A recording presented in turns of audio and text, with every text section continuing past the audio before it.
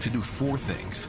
Increase climate literacy, turn up the volume on communities of color in the climate conversation, connect everyday people with the resources they need to survive and thrive, and highlight frontline climate justice crusaders of color throughout this year. KBLA Talk 1580 will be bringing you insightful interviews on all of our shows to help raise your climate IQ.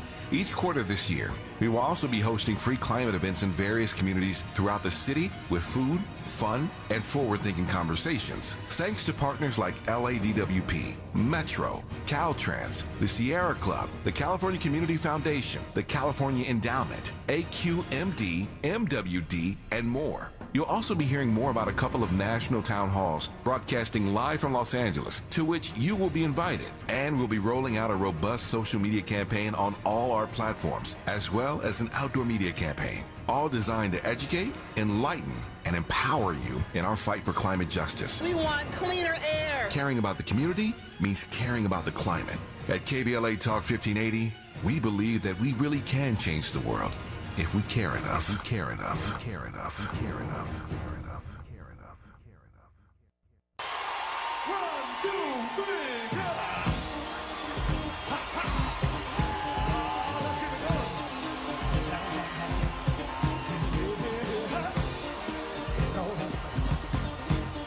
Let's keep it going. I'm gonna try to keep it coming. Things ain't always smooth, but I'll be alright as long as I can find the groove. Yes, I will. Yeah. Somehow I know that I can make it. You seem to like my style. All right. Don't you worry, I'm gonna be around a while. Yes, I will.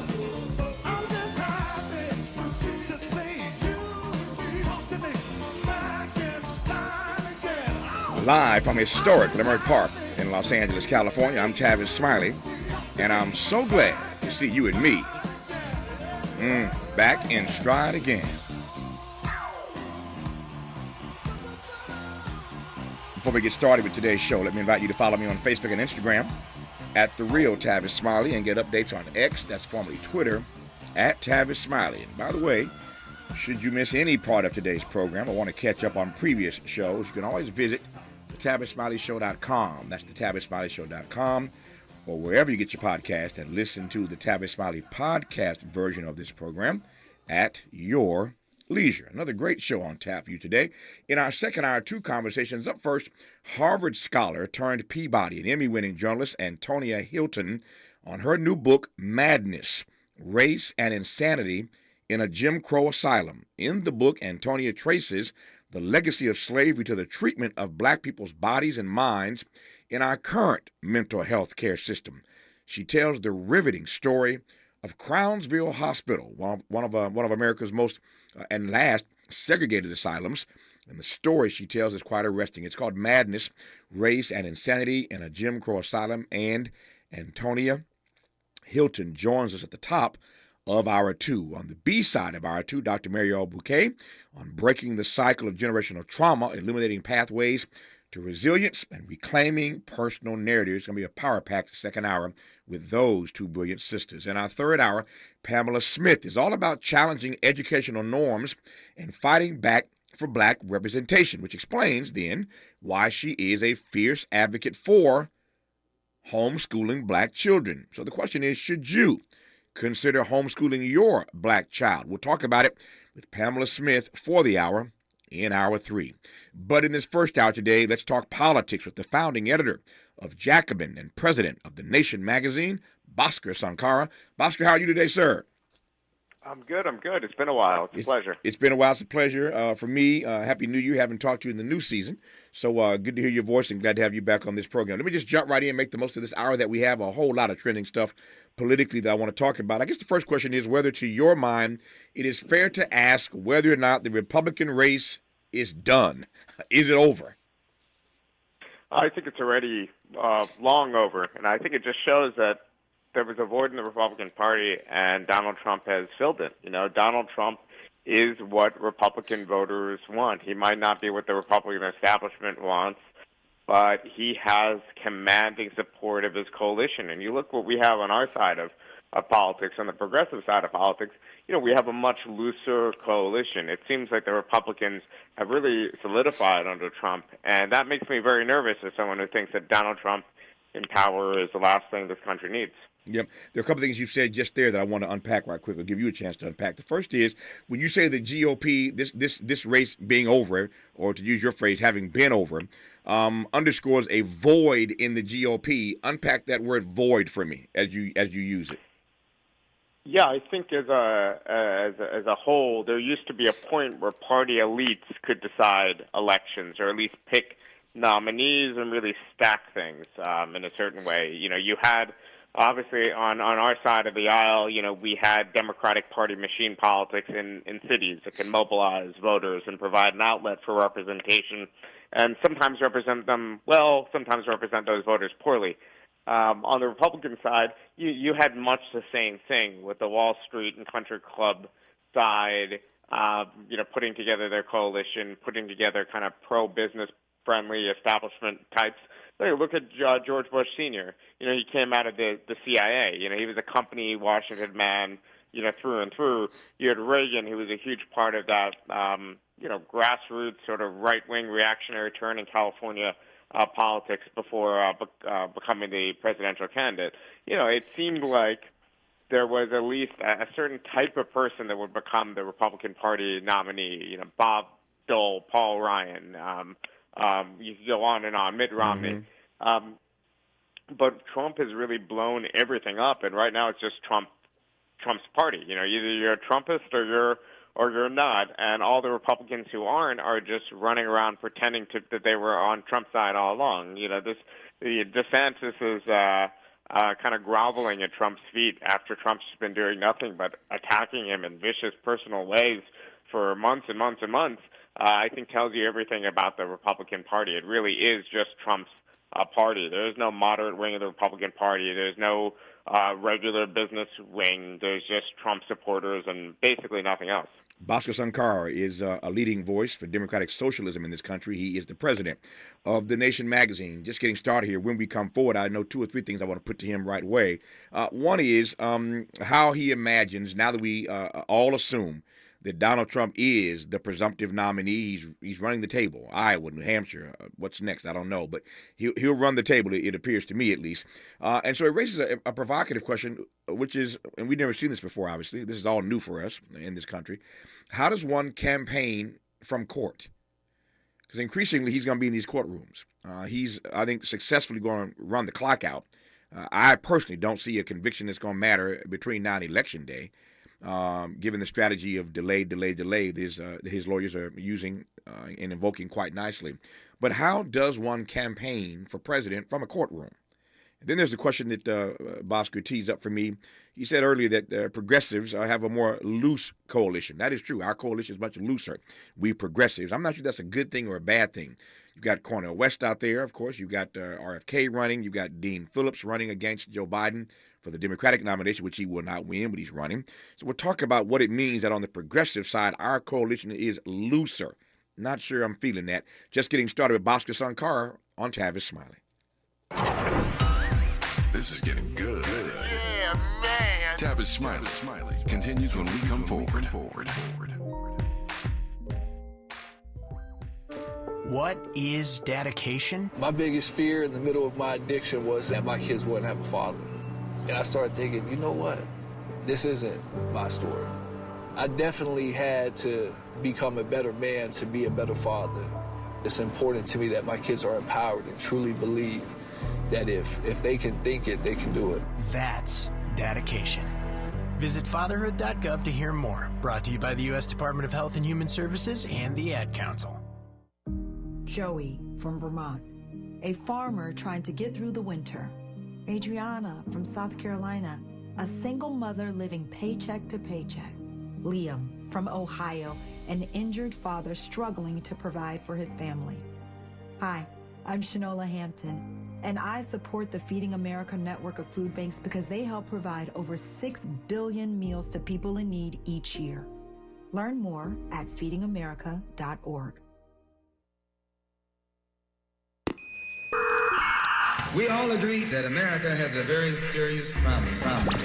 Okay, KBLA delegation, we need your help as we launch our 2024 Climate Justice Campaign. We would deeply appreciate you going to our KBLA 1580 website and filling out a short climate justice survey, which will help us better serve our beloved community as we build out this campaign. It'll take you just a few short minutes to complete the online survey, and the information you provide us will be invaluable as we do our part to hold folk accountable and amplify the voices of our people in this climate conversation. When you take the survey, you'll be automatically entered to win seats at our annual Black History Month luncheon, Thursday, February 29th. So, hit our website at KBLA 1580. Help us out by taking the short Climate Justice Campaign survey, and you could be our guest at our annual Black History Month luncheon, Thursday, February 29th. Thank you in advance for your consideration and cooperation. At KBLA Talk 1580, we care about the community, we care about the climate. We care about the climate.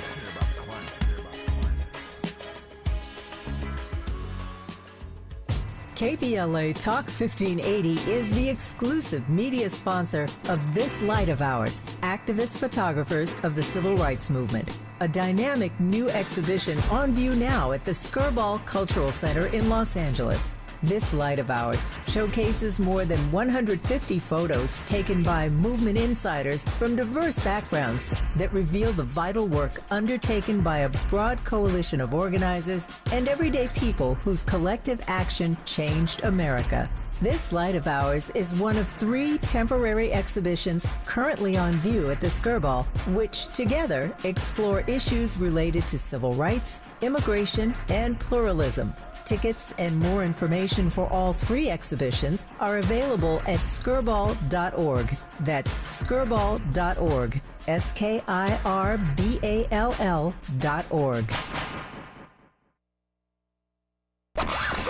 He's rooting for everybody black. Everybody black. More of Tavis Smiley coming your way right now.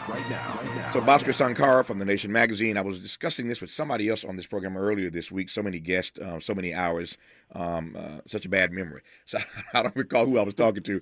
But I was talking to somebody about this week, and we were trying to figure out how the media, the mainstream media, which I think has done a really poor job of covering Donald Trump anyway. I mean, you don't get me on my soapbox. I'm still mad at our colleagues in the mainstream media for allowing Donald Trump, in fact, helping to make Donald Trump president. All that free media they gave him. Bernie couldn't get no attention. But they gave Donald Trump all this free media. I've said it again. At the time, Chuck Todd hosted Meet the Press, and other friends of mine hosting these Sunday morning talk shows in which I appeared thousands of times, would let Donald Trump call in on his cell phone and put a picture of him up on the screen. I mean, you're running for president. And they had never heretofore allowed someone such easy access to the airways. It didn't matter where he was. He could be in a bathroom sitting on a toilet, and I'm sure he was at some point. But if he called in to Meet the Press or Face the Nation or This Week, they'd put him on. Everybody wanted Donald Trump. He was ratings gold, and he was clickbait. And so the mainstream media, I still fault in large measure for fertilizing the ground that allowed Donald Trump to be elected. That's just me. So they did a horrible job a few years ago ushering him into the White House. And then when he turned on them, then they turned on him. And so now you can't get a positive story about Donald Trump in the media because the media is sick of the way he turned on them. Imagine that. So that's just a short form way of saying to you that my view is that the mainstream media has done a horrible job of covering Donald Trump. And I'm trying to imagine how, one, he campaigns from courtrooms all across this country between now and November. I can see him using that to his advantage. I'll let you respond in your own way. But how's he campaign from a courtroom, and what's your view on how we, those of us in the media, are obliged to cover him this time around, given these very, very unique circumstances? Well, I think Trump, compared to his last campaign, you're absolutely right. The media created Donald Trump. He boosted their ratings with his unorthodox style, and I forgot who. It was some comedian. Maybe it was Chappelle. Maybe it was someone else who said, Donald Trump. People, liked him because he was a liar, but he was a liar who, told you that he was a liar, right? And in an era of extreme skepticism about politics, hearing someone say, "Yeah, I cheat on my taxes. I do it because everyone should do it. I'm smart." Or "Yeah, I gave money to these Democrats that I claim to hate. I did it because I was smart." So that sort of stuff. I think it had some sort of visceral appeal, even for people who didn't like Donald Trump, didn't like what he stood for, didn't like the racism and xenophobia behind so much of Trumpism. We, I think, couldn't look away, right? And it wasn't just the media. I think it was ordinary people too couldn't look away, even if we were out there campaigning against him, a few months down the road in a general. I thought that, this is an interesting ride, but someone's going to stop it. Someone in the Republican Party, they're going to get together. They're going to sit down in a room, some dark, smoke-filled room, and put Marco Rubio in charge, or someone who would be, from a policy standpoint, almost equally as bad, but at least we wouldn't be worrying about him, launching a nuclear warhead on, Korea or something like that. But I think that with this cycle, Trump doesn't need to be as face forward as he was the first time around. He doesn't need to call in everywhere. You saw that he ducked the chance to be in Republican debates. That's not like Donald Trump. The old Donald Trump would love to be in a debate just to make jokes on his opponents. That was. I think this is unusual. I think him being in court won't really hurt him, because everybody knows who Joe Biden is. Everyone knows who Donald Trump is. We're in an extremely polarized country. I think this is going to be the strangest election season ever. I don't think anyone's going to really be talking to each other or campaigning. I think that his campaigning from courtroom, he will use, take my word in the context that I'm offering it, he will use his campaigning from court brilliantly. And nobody, frankly, could do it better than Donald Trump. And every time he's in a courtroom, and every time he goes off on a judge, and every time he disrespects the judge and says crazy stuff that makes headlines, it's red meat to his base. It just reminds them every time he does it that he's being persecuted by the government. He's being persecuted by the Democrats. He's being persecuted by the media. I believe that he's going to campaign from court as often as he can, and he's going to work it brilliantly. I'm so dangerous, they're trying to get me to the courts. They can't beat me. That's right. I think this does feed into his narrative, and it makes him this establishment billionaire who's done so much harm in his life, at every level of his life, every stage of his life, done so much harm, including in power. He gets to present himself once again as this anti-establishment figure. Yep. And as long as he's campaigning from court and presenting himself as an anti-establishment figure, and presenting himself as a victim of all these entities trying to destroy him, how do Democrats respond to that? How does Joe Biden campaign against that kind of narrative? As you recall, 4 years ago when Joe Biden was campaigning, he campaigned basically from a bunker in Wilmington, in Delaware. I mean, it was in the midst of the pandemic. He rarely left that room to go out and campaign anywhere. It's very different this time around, and he's obviously aging. So how swiftly, how fast he can move, and how much ground he can cover, we shall see. But how do Democrats, how does the president, the sitting president, campaign against a guy who's going to, again, wrap himself in this anti-establishment garment and play victimhood from courtroom between now and November? I think there's no good answer to that, because I think we both know that Joe Biden can't really campaign against anyone, and this is unfortunate, because I don't like Joe Biden. I don't like a lot of what he's done historically, what he stood for. I think he's been a mediocre at best president, but he's much better than Donald Trump. And most importantly, the people who would potentially get him elected for a second term are going to be the popular, forces that he can't completely turn his back on. Whereas the Republican Party, if Trump gets elected, he'll know that he has big business and a bunch of racists, quite frankly, to thank for it. I think even more than before, when he could present himself as kind of a vaguer, populist figure. I think this campaign, people already know what they're going to get from Donald Trump, because we already lived through 4 years of Donald Trump. But Biden really is not an effective communicator anymore, and as a result, it's like we have a bunch of big football games, coming up. It's like a prevent defense. It's more or less how I would describe the Biden attempt. Let's keep our head down. Let's not give him too much media appearances. Let's keep his speeches as short as possible. Let's make sure he doesn't, quote unquote, appear old. Whereas I think that if Biden was more out there, all his foibles, as is, him kind of losing train of thoughts or acting a bit, quite frankly, senile from time to time, I think that would be much better off than this attempt to kind of hide Biden, because he doesn't really have any popular surrogates either. Yeah. To your point of his alleged or potential or actual senility, I do not know. I'm not his doctor. There was a story that broke yesterday that was circulating everywhere. You probably saw it. And the story suggested that the Obamas, Barack and Michelle, believe that Joe Biden has sort of hit a wall in terms of his mental acuity, in terms of his senility, and that they have been quietly trying to get him to recuse himself, as it were, from this nomination, step aside and let someone else run, because long-term it's doing damage to the party, it's doing damage to our chances of winning, et cetera, et cetera. You get the narrative. I do not know whether that story yesterday that people have been talking about for the last 24 hours is true. I don't know what the Obamas have said or not said. But what do you make of the fact that stories like that are circulating, that there are people at that level? We all saw David Axelrod, who ran the Obama campaign.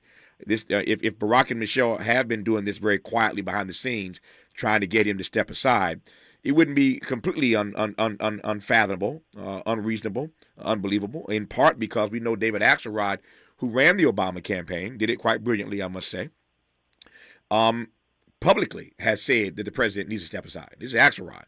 I mean, he said stuff, everybody listens. So Axelrod publicly, weeks and weeks ago, said that I'm a friend of Joe Biden. I was involved in the Obama campaign helping to select him as Barack Obama's running mate. But I'm at a point now, I'm paraphrasing, that I believe it's in the best interest of the Democratic Party for the president to step aside and let somebody else run. That's the sentiment that Axelrod went public with. Now we hear that privately that the Obamas behind the scenes are trying to do their part to get Joe to reconsider this. What do you make, again, of that kind of story circulating even? Well, I don't know about Michelle, but let's not forget that it was Barack Obama's intervention that got Joe Biden the presidency, or the nomination of the Democratic Party, at least. It was Obama who convened Buttigieg and Harris and other Democratic Party nominees, and basically said everybody needs to line up behind Biden, or else we're going to get Bernie Sanders in power. And I have a lot of respect for some of what Obama at least has done post-presidency. And, when you hear his tone and disposition, you compare it to Donald Trump, of course, even the most ardent opponents of many of the things that Obama did, including the things he wanted to do and wasn't able to do in power, like cut Social Security and Medicare. People forget about this grand compromise that, that thankfully didn't go through. I think he played a role there that we shouldn't forget in 2020, putting Biden in power. Now it's too late. I think it's way too late to say we need someone else to run in 2024. One, this campaign, this movement would have had to have happened with Biden's consent about a year ago. Two, it would have had to happen with Harris's consent, because it would look terrible to say that there's another Democrat more qualified than the actual vice president of the United States to be in the presidency, unless she was going along with it. And there would have had to been a unity candidate put forward, and the American people would have had at least a year and a half to get to know them and get to wrap their heads around the idea that there's a president in waiting from the same party as the current president. Yeah. None of that happened. It's way too late. I think we're stuck with Biden, and I say that because I don't think he's the strongest candidate. But at this point, undermining him to try to put in a new candidate the same year as the election just doesn't add up time-wise. I've got some more Biden and Trump questions for you that I want to get to. One of them I think is pretty fascinating. At least I think it is. We'll see if the audience or you agree with me.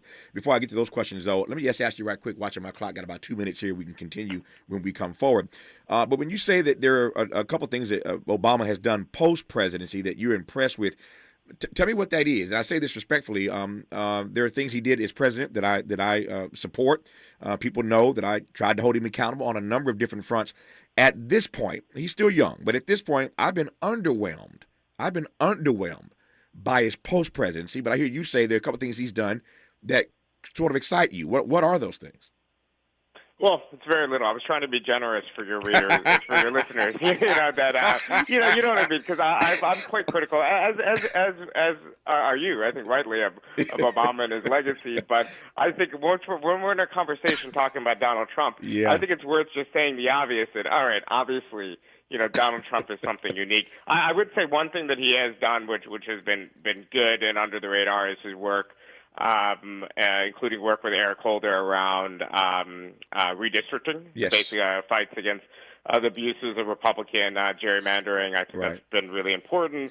I think he said some good things on healthcare, climate change. He was pretty out in the open around Trump's decision to withdraw from the Paris agreements. Mm-hmm. There was a host of just statements that I think were well timed. I think his eulogy at the funeral of John Lewis, I think, was one of his better oratories, just period, that we heard from him.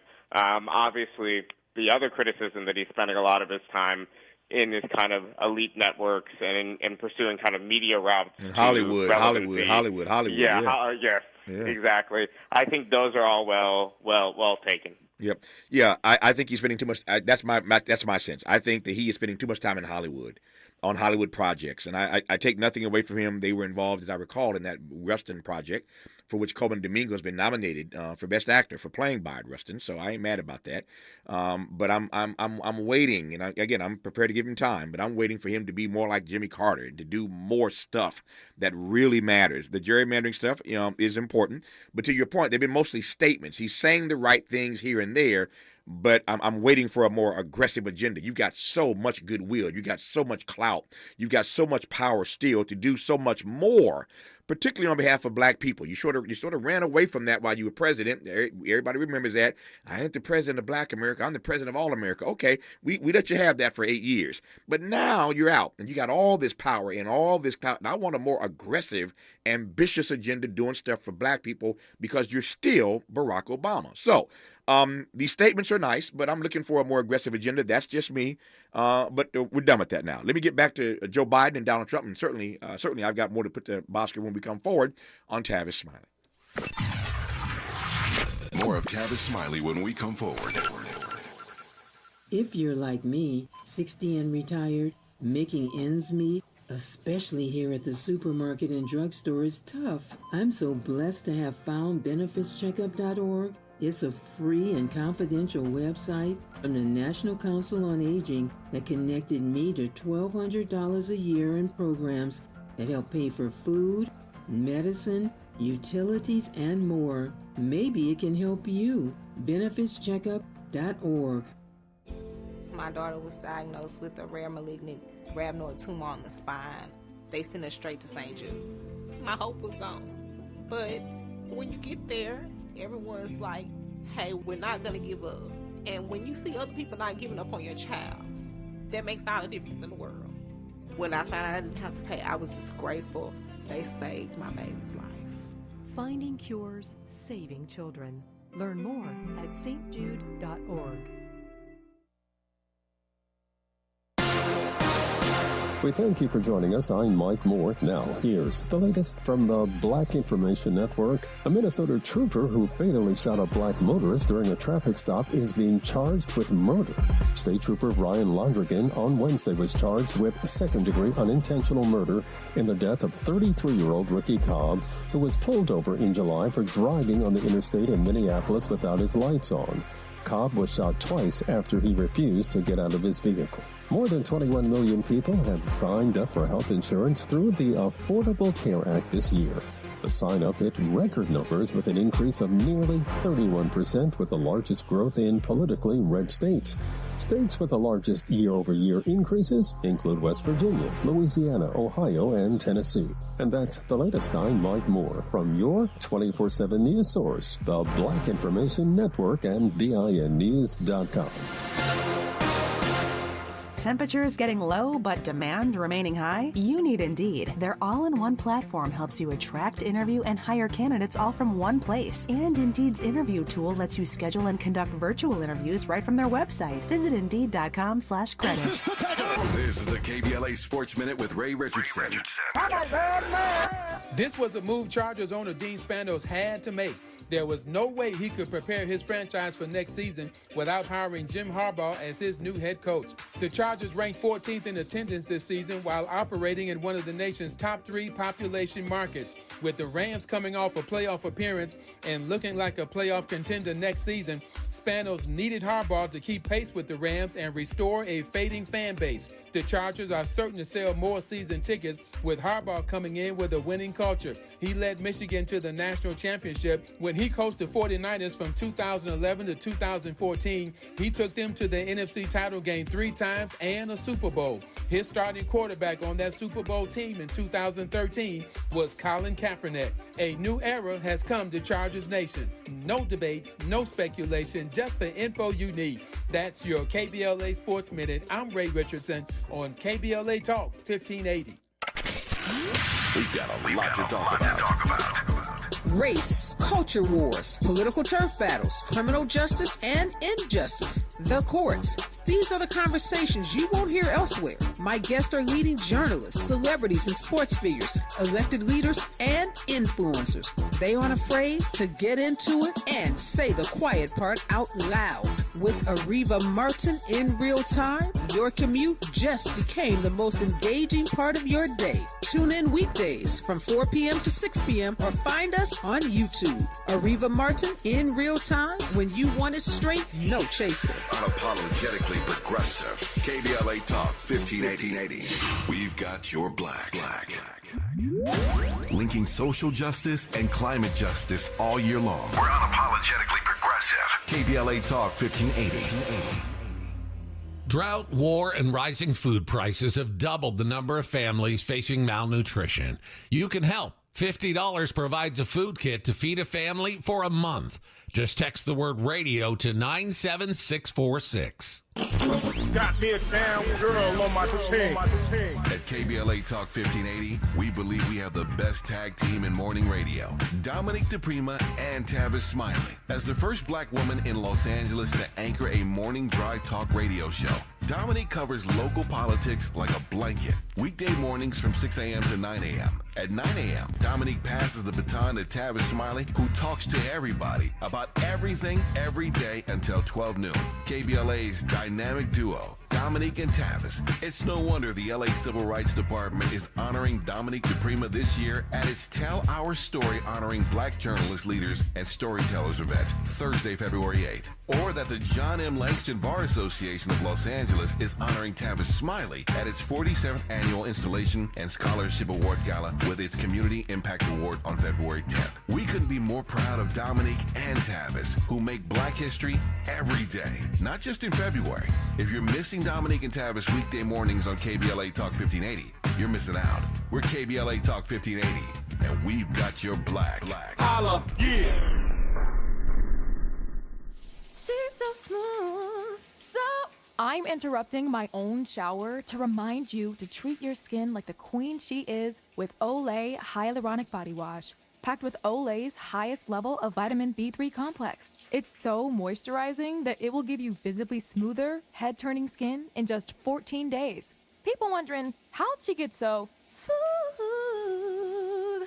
Olay Hyaluronic Body Wash. Also, try Olay Hyaluronic Body Lotion. More honesty than you can handle. More empowerment than you can imagine. You're tuned in to Tavis Smiley. Tavis Smiley and Bhaskar Sankara, who's the founding editor of Jacobin and president of The Nation. Delighted to have him on in this first hour to unpack a number of trending political topics and themes. So let me circle back to Biden and Trump. Neither of these guys are spring chickens.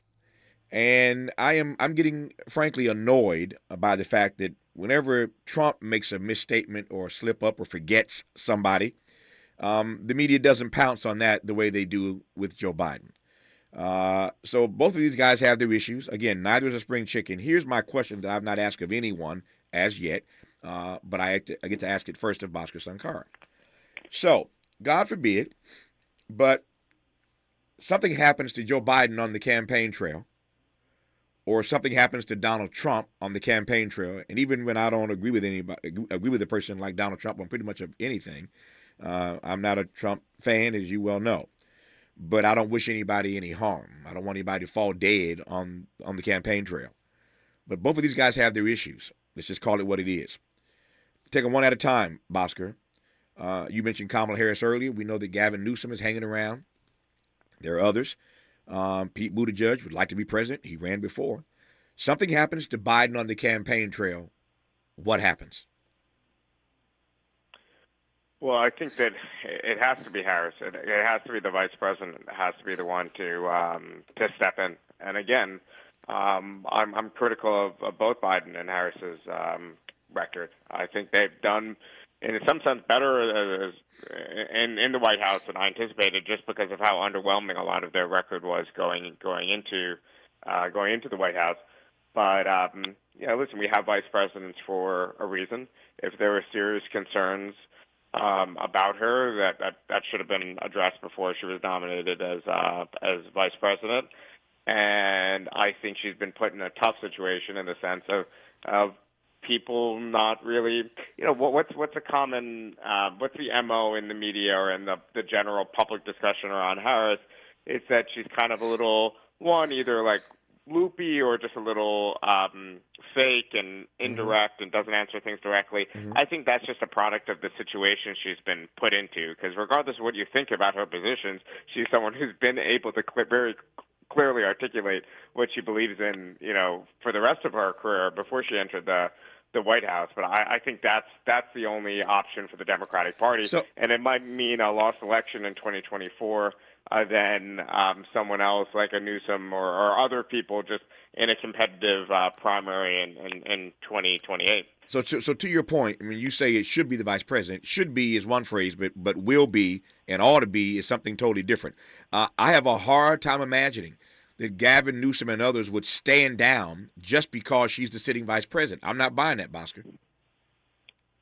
I think if they're not certain that they could win, if they end up putting up a challenge to Biden or Harris, well, in this scenario, Harris, right, and they fall short, and then Biden or Harris loses, then I think they'd be blamed for it. I think it might hurt their chances in 2028. I'm not saying these people will stand down just because they think it's the right thing to do or for some kumbaya party unity.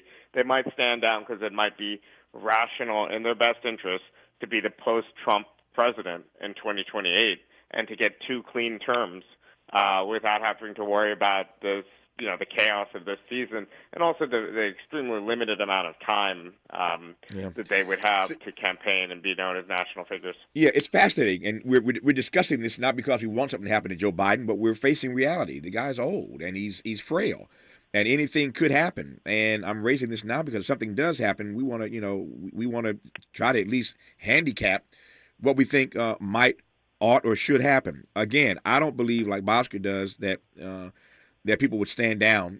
Again, I hear your point about not staying down for any kumbaya reasons. I don't think they stand down. Period. And let me put it in another frame.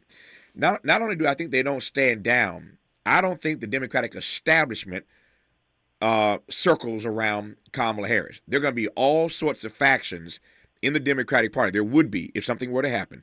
All sorts of factions that would be pulling for their individual candidates. And when you look at her numbers, when you look at her performance, when you look at what some think would be a drag on the ticket, when you look at the fact that she is an African-American woman, we know what all that portends. I just don't think she has a straight shot or a clean shot. I don't think the party, for all the stuff they talk about, race and caring about the black vote and all that, I don't think in this moment up against Donald Trump, he's been vicious toward black women. I don't think in this moment the party stands down. I think there'd be factions within the Democratic Party pulling for various candidates, and I'm not so sure it's a foregone conclusion that she'd be the standard bearer if something does happen to Joe Biden. That's my read of it. Yeah, I think you're probably right. I think it would be pretty disastrous. I think it would be demoralizing for a huge segment of black voters. I think for others too, it'll just be infighting. It would just not be the best foot forward going up against against Donald Trump. You know, obviously on the left wing of the Democratic Party, you know, I'm a Democratic socialist. You know, I vote Democrat more often than not just because I have to, and I live in New York, and that's how we end up. You know, I'll take the lesser of two evils if necessary, as long as it's part of a broader fight towards a more just country. Yeah. But we don't really have an alternative on our wing. You know, we had the Bernie Sanders campaigns. We had you know, a real opportunity to mainstream issues that you've been talking about for a long time, like Medicare for all, you know, the fact that you can't have a movement for freedom without a movement for jobs. You know, things that have obviously been a big part of your career. I think Bernie Sanders was able to mainstream that, but he's the same age as Joe Biden, and both Joe Biden and Bernie Sanders, as far as I know, are closer in age to Jimmy Carter. I think Jimmy Carter is 99, so closer in age to Jimmy Carter than they are to Barack Obama, who I think is 61 or 62, which is you know pretty striking. Yeah, it's pretty striking.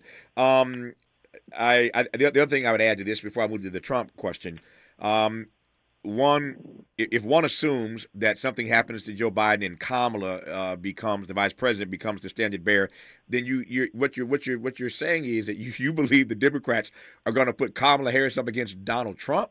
See, that's I don't see that. I do not see Democrats being comfortable with Kamala Harris taking on Donald Trump. I do not see it. I digress on that point. It's a timing issue. But think about it this way: if something happens, God forbid, to President Biden this or next month, then Harris, by the time the general election rolls around, would have already been acting president for 9-10 months, right? Yep. Every perception we might have about her, or the country might have about her, might change. But that maybe she'll be in a crisis. Maybe she'll show strong leadership. Maybe she'll be able to speak, a little bit more. Truthfully, makes it seem like she's being deceitful. But I think she's following a script that she doesn't fully believe in, and that's why you're getting a lot of those moments where it just seems like she's unclear about ideas that we know for a fact that she's a relatively young person who's, you agree or disagree with her, she is smart, I think a lot of this might have to do with circumstance, and that might change. But now you got me in a contrarian mood defending the prospect for Kamala Harris presidency. This is not what I'm shooting for what it's worth. I got two words for you: Ted Kennedy. She might be, if something happens to Joe Biden on the campaign trail, you're right, she'd become the president, and she would be then campaigning for president as a sitting president. I take your point. And yet that did not stop Ted Kennedy from running against Jimmy Carter, the aforementioned Jimmy Carter. So I'm not sure I see it that way. When we come forward, though, I want to ask the flip side of that, because I said neither of these guys are spring chickens. So there's our conversation, Bhaskar and yours truly, about what we think might happen if something happens to Joe Biden on the campaign trail. The other question, obviously, is what happens if something happens to Trump on the campaign trail. All these guys have dropped out except Haley, and right now there's no path for her to win. But if something were to happen to Donald Trump on the campaign trail, or if I can't see this either, if he's convicted in one of these cases, things speed up, something happens, the Supreme Court rules against him, and he finds himself in more trouble because he can't claim immunity, that he is in fact convicted, what happens on the Republican side? So we're talking about these guys, Biden and Trump, as the presumptive nominees of their party, and they are. But they're old. And if something happens, where do we go from there? More with Bhaskar Sankara of The Nation magazine when we come forward on Tavis Smiley. You're listening to Tavis Smiley. Ranked number 45 on the Heavy 100 list of the 100 most important radio talk show hosts in America. What is dedication? My biggest fear in the middle of my addiction was that my kids wouldn't have a father. And I started thinking, you know what? This isn't my story. I definitely had to become a better man to be a better father. It's important to me that my kids are empowered and truly believe that if they can think it, they can do it. That's dedication. Visit fatherhood.gov to hear more. Brought to you by the U.S. Department of Health and Human Services and the Ad Council. Joey from Vermont, a farmer trying to get through the winter. Adriana from South Carolina, a single mother living paycheck to paycheck. Liam from Ohio, an injured father struggling to provide for his family. Hi, I'm Shanola Hampton, and I support the Feeding America network of food banks because they help provide over 6 billion meals to people in need each year. Learn more at feedingamerica.org. If you love to travel, Capital One has a rewards credit card that's perfect for you. With Venture X, earn unlimited double miles on everything you buy and turn everyday purchases into extraordinary trips. Plus, receive premium travel benefits like access to over 1,300 airport lounges where you just check in and chill out. Open up a world of possibilities with Capital One. What's in your wallet? Terms apply. Lounge access is subject to change. See CapitalOne.com for details. At KBLA Talk 1580, we do Black history every single day.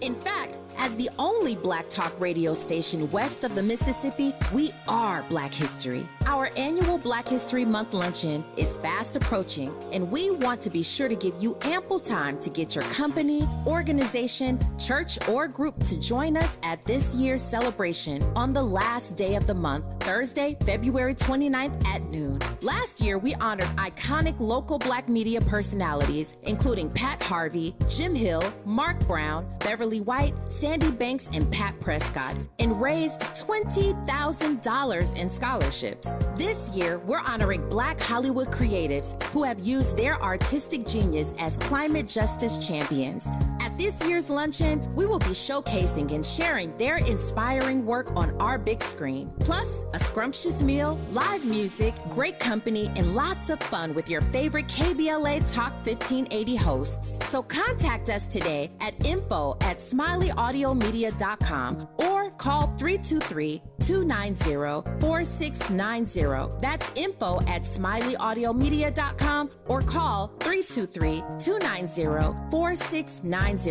We hope to see you Thursday, February 29th as we close out Black History Month. At KBLA Talk 1580, we've got your Black.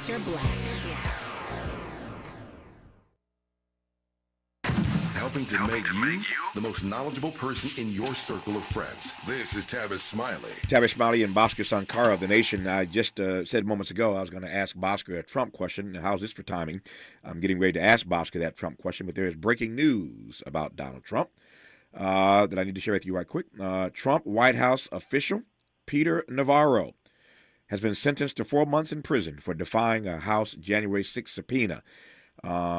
He was convicted of contempt of Congress for refusing to cooperate with a congressional investigation into the January 621 attack on the U.S. Capitol and was sentenced just moments ago to 4 months behind bars. He is now the second Trump aide convicted of contempt of Congress charges after former White House advisor Steve Bannon also got a 4-month sentence, but he is free pending appeal. So these convictions of the folk around Donald Trump slowly are starting to unfold. So again, Trump aide number 2 convicted of a crime, in this case contempt of Congress.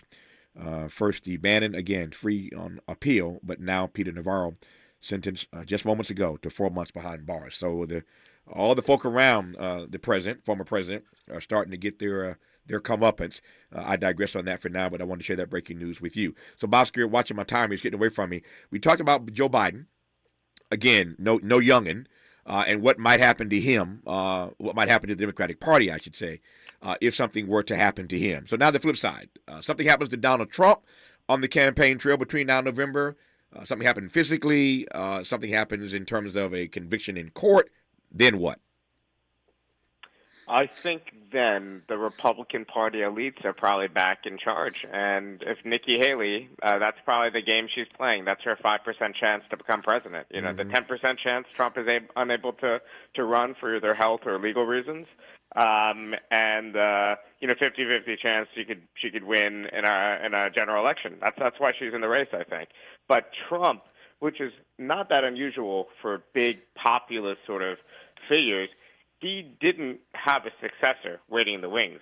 Actually, these kind of figures, they don't want successors waiting in the wings. Because what if he gets a little bit more erratic, a little bit more dangerous? Yeah. There's always a chance that someone could come in and say, all right, we'll just take number 2, because he'll be able to bring along most of your base, and he won't give us that kind of trouble.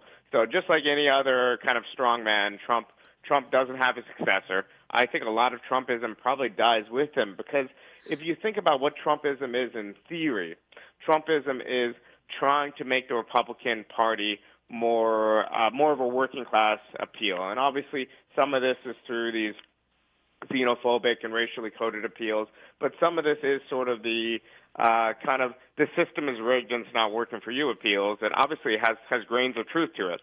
And in theory, that's what Trumpism is. But in practice, Trumpism has been nothing more than business republicanism. He's done tax cuts for the rich. Right now, there's a big story in the Financial Times came out this morning, and the gist of it is that Wall Street is kind of figuring out how to back and put their money behind Trump. Yeah. So, this guy, if he gets in power, he's not governing that much more different. No, I get it. Than Mitt Romney. The difference is his rhetoric, his bluster, and maybe the higher probability of some sort of erratic foreign policy move. Yep. When we come forward now, remaining moments with Bhaskar Sankara of The Nation magazine, back to that comment he made earlier, that the progressive coalition is much looser. What do we make of that headed toward November with Cornel West out there and RFK and even Dean Phillips? We'll talk about that on Tavis Smiley. Seeking the truth. Speaking the truth. This is the Tavis Smiley Show. If you're like me, 60 and retired, making ends meet, especially here at the supermarket and drugstore, is tough. I'm so blessed to have found benefitscheckup.org. It's a free and confidential website from the National Council on Aging that connected me to $1,200 a year in programs that help pay for food, medicine, utilities, and more. Maybe it can help you. benefitscheckup.org. My daughter was diagnosed with a rare malignant rhabdoid tumor on the spine. They sent her straight to St. Jude. My hope was gone. But when you get there, everyone's like, hey, we're not going to give up. And when you see other people not giving up on your child, that makes all the difference in the world. When I found out I didn't have to pay, I was just grateful. They saved my baby's life. Finding cures, saving children. Learn more at stjude.org. KBLA Talk 1580. We've got a lot to talk about. KBLA Talk 1580, connecting you with services and solutions. Stay Housed LA has the resources you need to know your rights and the legal support to back them up. The COVID-19 pandemic has cost people their jobs and livelihoods. This has left an estimated 1/3 of households not being able to make rent and facing losing their homes. This is a fear no one in our community should have to face. You have rights, though, and Stay Housed LA is here to help. Stay Housed LA is a partnership between the County of Los Angeles, the City of Los Angeles, and local community and legal service providers. Together, they provide tenants with the information and support needed to exercise their rights so they can remain safely in their homes. Find out more about your rights by participating in a virtual tenant workshop. Get the legal assistance you need. Find additional resources in Los Angeles County and the City of Los Angeles. Stay connected to Stay Housed LA County for updates. This and more at stayhousedla.org. Stay connected to Stay Housed LA for updates. This and more at stayhousedla.org. That's stayhousedla.org. Or call their hotline at 213-694-0040. We've got your black with a community call to action from KBLA Talk 1580. Some people just know the best places to eat around town. Those are the people who know to choose Allstate. They know exactly where to go to get exactly what you're wanting. They know where to find the spiciest hot pot, the gooeyest brownies, and the tenderest, most flavorful portobello steak. Those people also know that safe drivers save 40% with Allstate. Saving 40% is based on the national average premium savings for Allstate auto customers with a clean driving record versus those without. Savings vary by state and vary based on how you buy, subject to terms, conditions, and availability. Allstate Fire and Casualty Insurance Company and affiliates, Northbrook, Illinois. Made fresh daily in Leimert Park, Los Angeles, California. You're listening to Tavis Smiley. Tavis Smiley and Bhaskar Sankar with 3 minutes to go here, Bhaskar. Your comment earlier that on the progressive side of things, we have a more loose coalition. Indeed, we do, but there are a bunch of folk out there running in an election that's going to be as close as this one likely will be, assuming that Biden and Trump make it to the finish line. You've got Cornel West out there. You've got RFK Jr. out there. You've got Jill Stein out there. You've got Marianne Williamson out there. You've got Dean Phillips out there. And, again, none of those are Trump and Biden. They don't have the apparatus of a party establishment behind them. But in a close race, a percent here, a percentage there makes a difference. Yeah, I think Kennedy, if he is able to get into the on enough ballots, I think he could make a difference. But if it's between Trump and Biden, he might split relatively evenly between potential Trump voters, potential Biden voters. Stein, she's ran multiple times in the Green Party banner. I don't think she was able to swing an election. I think everyone has a right to, run on the Libertarian Party, run on the Green Party. People have that right, and they have the right to present that choice to voters, but most voters are going to realize that it's a rational choice in swing states to vote for the lesser of two evils. And I really do think that Professor West his role in the United States as a public intellectual especially last 10 years, has gotten more and more prominence in this role, has been as a voice of conscience, a voice of reason, a voice for equality and respect in America, which has been incredibly valuable. I think it's telling that he's completely sidelined this campaign, and part of this is obviously the media not wanting to pay attention to a third-party candidate, but I can't help but think that if he was running in a Democratic Party primary, that it would have forced Biden to maybe do a couple debates. It might have forced Biden at least to try to address some of these core issues that I think Cornel West has that would resonate with ordinary voters. That's why I was a little disappointed that he ran third party instead of figuring it out. Would have had to start a year and a half, 2 years ago, how to dig through the Democratic Party primary, because even if it's rigged, you're still going to get that bully pulpit out there. Well, that's we're out of time here, but that is his calculus, as you know. He's been on this program a number of times, and obviously a personal friend of mine, but his calculus was, as I understand it, he didn't consult me on this, but his calculus was that it was rigged. He didn't want to get maltreated the way Bernie was. And, of course, Bernie covered a lot of ground, but Dr. West just figured that the Democratic Party would crush him. And wouldn't give me any opportunity to be heard, and so he didn't quite see it the way that you see it. Although I understand your point, and it's credible. But he chose to run as an independent, and it is what it is. We shall see. Bhaskar Sankar, always an honor to have you on this program. He's the founding editor of Jacobin and president of The Nation magazine. Bhaskar, have a great rest of the day, man. I appreciate your time as always, sir. Of course. Thanks for having me. Good to have you on. More of Tavis Smiley when we come forward. KBLA 1580 Santa Monica. We thank you for joining us. I'm Mike Moore. Now, here's the latest from the Black Information Network. A Minnesota trooper who fatally shot a black motorist during a traffic stop is being charged with murder. State Trooper Ryan Londrigan on Wednesday was charged with second-degree unintentional murder in the death of 33-year-old Ricky Cobb, who was pulled over in July for driving on the interstate in Minneapolis without his lights on. Cobb was shot twice after he refused to get out of his vehicle. More than 21 million people have signed up for health insurance through the Affordable Care Act this year. The sign-up hit record numbers with an increase of nearly 31%, with the largest growth in politically red states. States with the largest year-over-year increases include West Virginia, Louisiana, Ohio, and Tennessee. And that's the latest. I'm Mike Moore from your 24/7 news source, the Black Information Network, and BINnews.com.